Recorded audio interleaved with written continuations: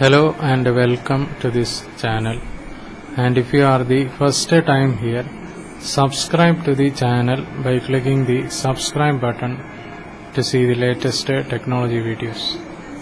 In this video we are discussing about design patterns in Java. Bridge pattern. So a bridge pattern says that just decouple the functional abstraction from the implementation so that the two can vary independently. The bridge pattern is also known as handle or body. Advantage of a bridge pattern: it enables the separation of implementation from the interface. It improves the extensibility and it allows the hiding of implementation details from the client. Usage of a bridge pattern: when you don't want a permanent binding between the functional abstraction and its implementation. When both the functional abstraction and its implementation need to extend it using subclasses. It is mostly used in those places where changes are made in the implementation does not affect the clients.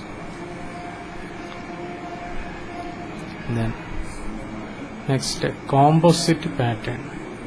So a composite pattern says that just allow clients to operate in generic manner on objects that may or may not represent a hierarchy of objects. Advantage of composite design pattern: first, it defines class hierarchies that contain primitive and complex objects. It makes easier to you to add new kinds of components, and it provides flexibility of structure with a manageable class of interface.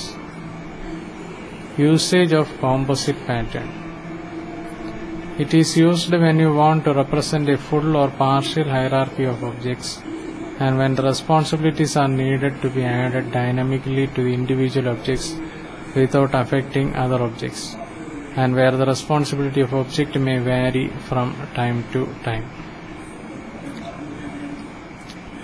So, elements used in composite pattern.